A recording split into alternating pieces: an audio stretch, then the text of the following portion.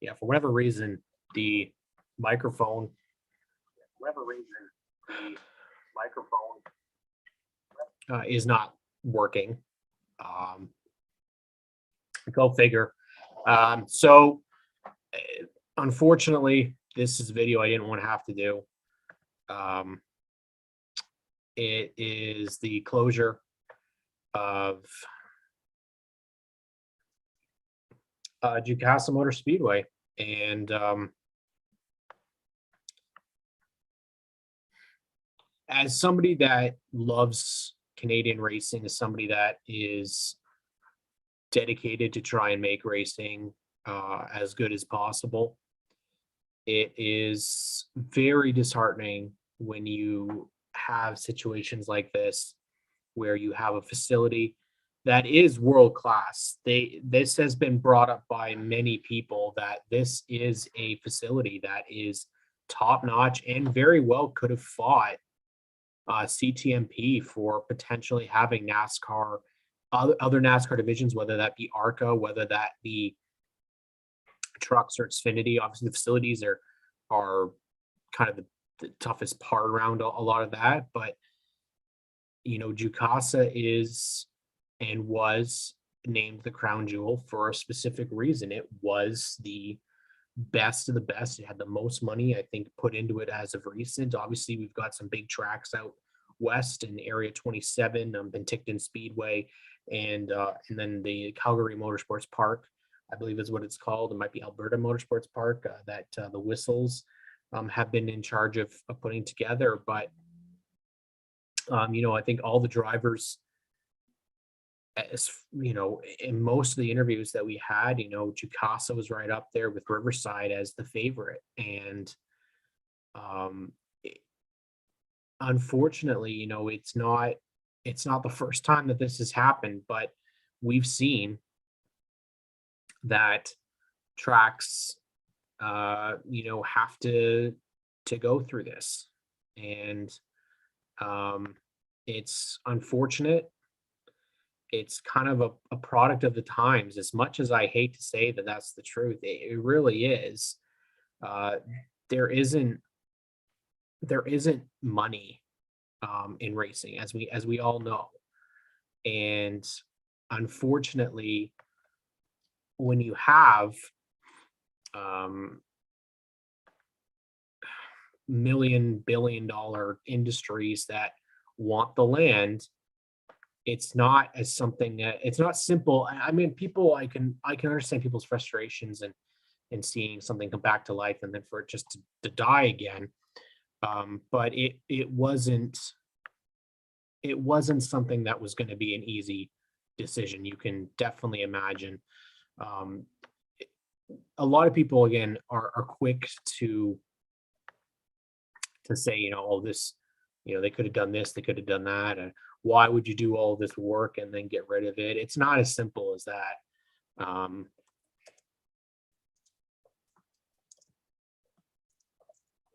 And for me, especially, just it hurts a little bit more because Jukasa actually was the reason I came back to Pinty's. Is the first time I had been to a Pinty's race in many years, basically since the Mosport Oval had closed. I hadn't been back to the Pinty Series, and it was the event at Jukasa that really got me fired up again and got me extremely interested in coming back and racing, and especially the Canadian stuff. We were lucky enough to catch the second race of the 2019 season. Andrew Ranger and Kevin Lacroix battled up front for the win. Andrew ended up winning it, and Julia Landauer led the very first lap for a woman in the NASCAR Pinty Series, and at least of the recent memory.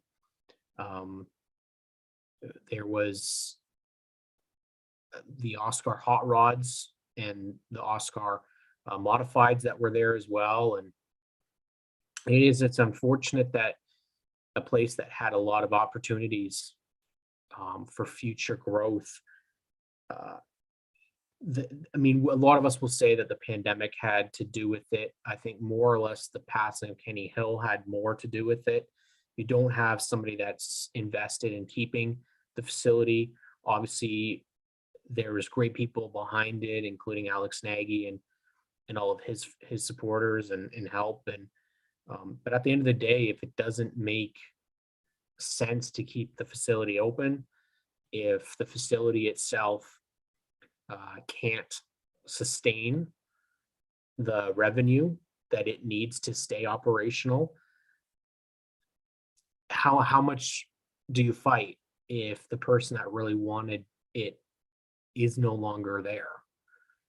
Um, and this is kind of the way that Canada is right now. The way that the world is really, we're seeing long time facilities that get shut down, and unfortunately in Ontario, Quebec even, we've lost so many great tracks, and there isn't really a lot of expectations that we're going to get another one. We don't have the land that and the land available for a lot of it. And a lot of the times there was talk that we would see the ends of other facilities. This would be number three, if I'm not mistaken, in the last maybe 20 years, I would think, which you might think that's not that big, or that's not that crazy, but the reality is that there isn't that many to begin with. Barrie Speedway obviously was one of the first ones that I remember going. I think then of course you had the Mossport Oval that went as well. And when you look back on it, yeah, that wasn't the most interesting and exciting facility, but what it did offer was another oval track, and hopefully Canadian Tire at some point says, yeah, you know what, why don't we have an oval as well, to go alongside the road course. I mean, there is land there. I don't know how much realistically they'd be able to offer up. Um, it it is. It's an awful situation because you can see how much work was put into it, how good the facility looked after its renovations, and they did. They put so much effort into it, only for it to end up eventually going to be demolished. And it goes along the same lines of the Canadian Motor Speedway. That never happened. Right now, even Delaware Speedway, look at the reality of Delaware Speedway is that they have a brand new ownership group in there that are starting it off with a brand new repave. They made some fantastic changes to the facility. And I will go out on a limb and I say that I definitely think that that's the facility of the future. And many years ago, that wasn't the case. A lot of people, when you like to look, a lot of these facilities are run down. They're old, they're weathered. They don't have the money to compete and week in, week out. And when you see that NASCAR in the South doesn't even help the racetracks, they take a lot of the revenue. Um, there needs to be some change here. The government in Canada has no interest in racing. It has no interest in trying to help racing. It could care less. It's unfortunate, but it's the truth. There is no love from the governments regarding racing. I think that it's only thought of as money making or opportunities for developers. And unfortunately, they become nuisances because of neighboring communities. And unfortunately, that is the case. One of the biggest things with a race weekend is the behaviors of people attending the race, the sounds, the noise, the traffic. There's a lot of things that get in the way. And unfortunately, there are so many tracks that have they don't, that's not their fault that people move near them, that it became a developed area. It is the truth of racing. And we have to remember that racing as a whole is on borrowed time. maybe that's not something that people want to hear, but the reality is weekly racing isn't the most environmentally friendly. It's not the most safe. It's not the most visited. It's not the most money making. But for myself, and I know for a lot of people, it is the best racing. It's homegrown short track racing. And for somebody like myself, I don't want to see one corner of a track when I watch a race. I'd like to be able to see the whole thing. And so I'm probably never going to be a guy that enjoys a road course event to the fullest because it's not the full experience. Obviously, we got our hopes up back in 2007 with Canadian Motor Speedway. They had the name Jeff Gordon tagged with it. His stepfather was, what they say was involved. It turned out that not really, that wasn't really the case. It was more or less Jeff Gordon's name was on it, but what he wasn't really involved. And, that there's a lot of sourness, I think, that we have attached to the facilities. And what we really need is people and corporations within Canada to step up and help. And that comes from people like you, people that are watching podcasts, listening to podcasts about racing, people that enjoy racing, people that want their businesses to be noticed. Because as much as it might not seem as if there's that much attention, the series does have a good fan base. Just talk to the guys at Quick, talk to the guys at Pinty's about the ROIs, talk about the opportunities that could be made here from merchandise, from marketing, that we have not even tapped into the potential of the racing revenue in Canada, because I don't think we've gotten that far. Obviously back in the day, CASCAR used to have 50, 60 cars that would attempt to make a race. We have to go back and think, okay, well, what were the costs back then compared to now? What will the sponsorship situations like back then? How easy was it to obtain those cars and parts and, run everything out of pocket? And as well, how many races were they running a year? There's so many different factors as to why people are in or not in racing anymore. There's a large chunk of time where we had a lot of single car teams that were part of the grid, and their operations shut down and nothing happened. They didn't stick around in the series. Now, luckily, we've seen some of these names like 22 Racing Scott Steckley, when he retired, that he stuck around and has been working with drivers to get them on track. But the reality of that situation too is how many of those drivers have had to have their own sponsorship to be able to be part of his team? I think all of them for the most part. I know Trayton's a little bit different this year because that's almost like a driver loan, but Tag came with his own sponsors. Mark Antoine Cameron came with his own sponsors. And Donald Teach came with his own sponsors. So it's kind of been that way. A lot of people have talked about the amount of Quebec drivers in the series. Well, that's the same situation. It's because they have sponsors, they have money that they can use for racing, whereas it just doesn't seem like Ontario companies are that interested. Canada-wide companies is where we really need help, especially when it comes to facilities like this, because the facilities are the ones that need the help to be able to put on a show that drivers and teams can go to.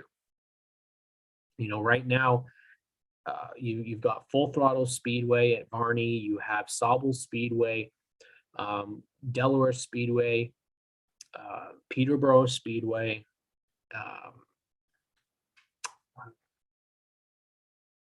Flamborough Speedway, and Sunset.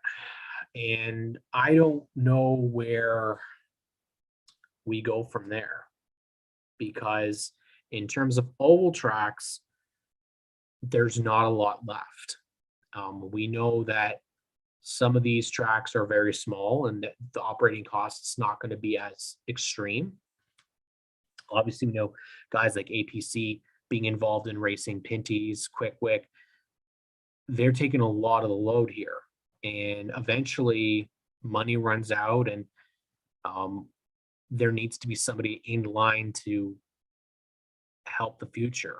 And we really hope that there is going to be, possible business ventures for companies with racing that they can make merchandise, make money, get their product in there. Like take, for example, like a Brock Street Brewing um, was sponsoring Sam Fellows. Okay, well then Brock Street Brewing should be able to have their products being sold at. I mean, I don't know about the um, rules about drinking at racetracks, but um, they should have some sort of concession.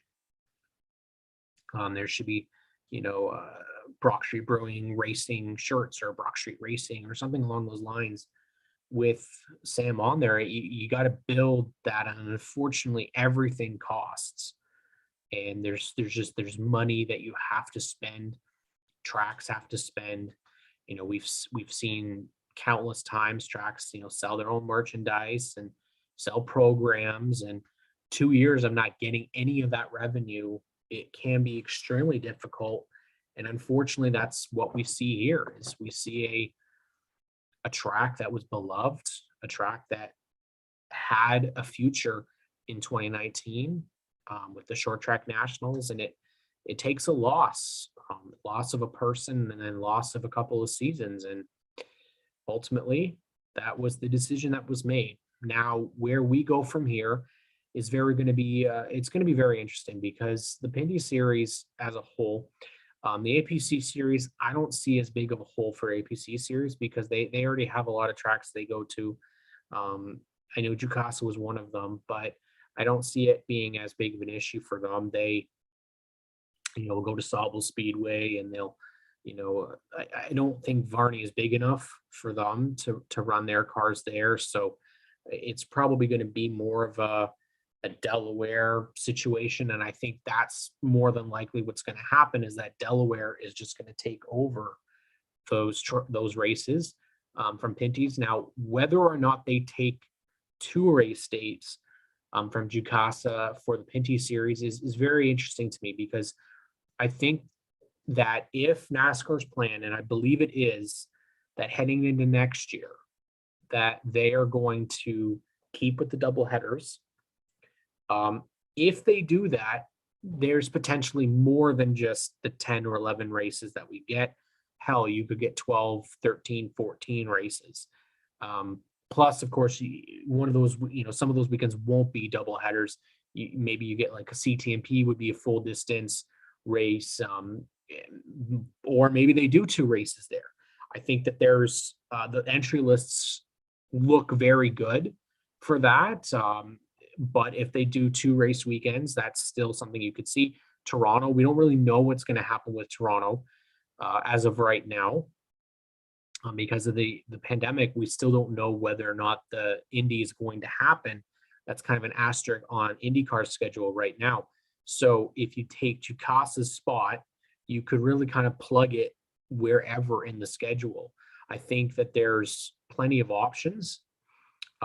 Obviously, we don't know about like Flamborough. Would Flamborough be a track that they will go back to this year? I mean, we didn't get really an opportunity to see 2 races there. You kind of got half. You got the first race in, and then a couple laps, and then it rained. And the second race was completely washed out. They didn't make it up, but they went to Delaware instead.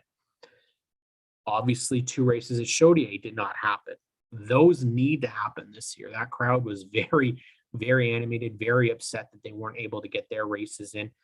Circuit ICAR, what happens there? Are they going with a second race? Are they going to go and run the oval there? I mean, there's an option as well. They have an oval, quote, an oval track in the ICAR facility now that they could do a double header. I don't think you would do a road course oval because you'd have to bring two different cars, and it'd be too much of a mess to do that. But GP3R, I can't be the only one that would want to see doubleheader at GP3R. I think that track is amazing. I think the racing is amazing, and I would love seeing two races at that facility. Hell, make them shorter, and the action probably be twice as great. I know a lot of people maybe aren't so on the double headers, but I mean, it's a way to get more races. It's a way to get more points. Hopefully, save a little bit of money for teams. I don't really know if it does or it doesn't. I'm not on that side of things, but obviously it does add more chaos, as we saw at Delaware Speedway. The potential as well for a double header does add a little bit more, though, to the finances. I would think there's also possibilities that you go outside again. We know the Western swing is supposed to happen as long as everything continues on a positive path. Obviously, cases are going back up again. We can't really win, but the Western swing is supposed to happen. Edmonton auto, I think it's auto clearing out in Saskatoon, and well, technically 3 races it was back then. They could potentially make it 4 races out west. Then, of course, you have the dirt race at Oshweekend, and Clinton Jeffrey mentioned it on Race Rivals Race Chat on GeForce TV a couple of weeks ago that they will more than likely be there. He basically said that NASCAR had approached them, and he flat out said that it should be around the same time that they had originally scheduled. So the dirt track race should happen. So we got definitely CTMP. We already know that's an absolute that would happen. We definitely know Delaware is going to be on there now. We definitely know that we're going to see GP3R. I think those are the absolutes. Where everything else kind of lies with Sunset, with Flamborough, with Out West. And then, of course, the big question marks being, would we ever see Riverside return? A lot of people miss Riverside. A lot of people loved Riverside. It was one of the best tracks. I personally love it. And if they're going to do that, if you're going to do a one race out there, make it a double header, either at Riverside or go to Scotia Speedway. Cut the race lengths down, see if you can get more cars, more teams in there. We had a very good turnout all season for what financially the year was like. Obviously, we had a couple of late additions to the season. We weren't expecting to see Malcolm Strawn. We weren't expecting to see him at least run as many races as he did. And then add on, of course, Brent Weller, who came aboard, ran a good majority of the season. We weren't expecting him to be there. White Motorsports continuously expanded.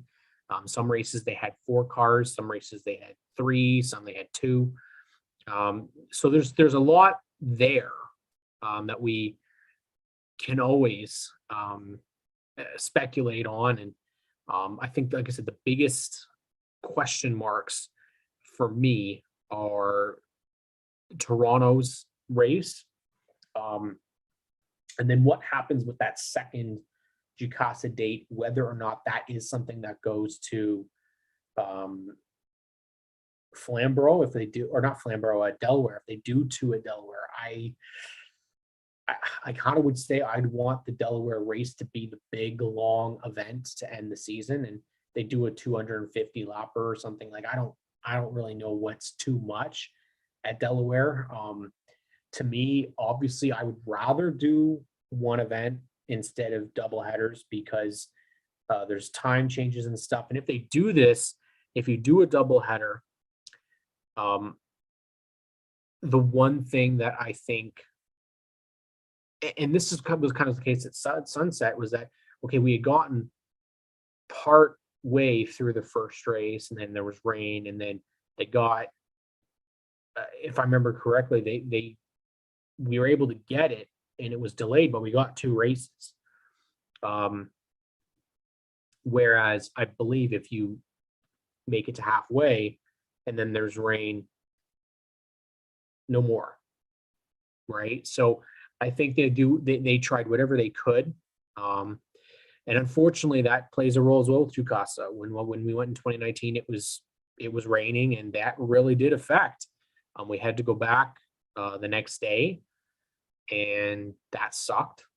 But that's just what happens at racetracks. And um, how many how much revenue do racetracks lose when a crowd that was going to show up doesn't bother the next day because of the rain, or they can't? That's obviously the biggest thing too, right? Is there's a lot of um, changes that will happen to the schedule next year because Saturdays. I think hopefully racing series will work together because that's what these racetracks need. They need a big ticket weekend. Speaking from experience, as a race fan, I don't want to go for a Pinty's race just to see the Pinty series. And I know that sounds a little crazy, but the reality is people want bang for their buck. They want to spend the money and it be worth it.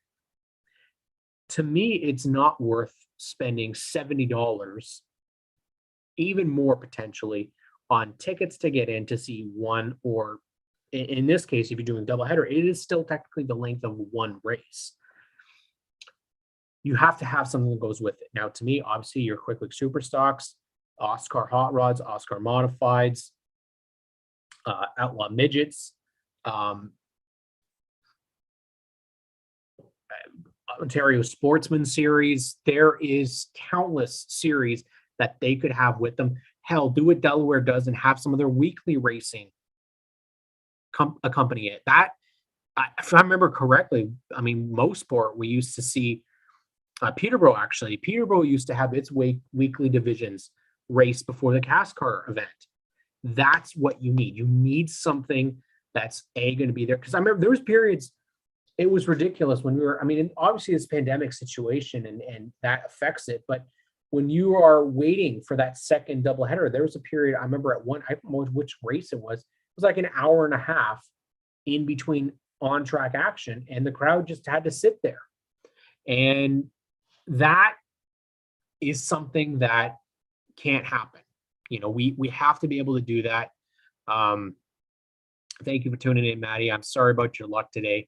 I caught that you were many laps down, so I didn't see what the actual incident was, but I did check in, and then I saw the -41. I was like, oh shit. So I'm sorry, buddy, that it didn't go well today, but you got another chance tomorrow.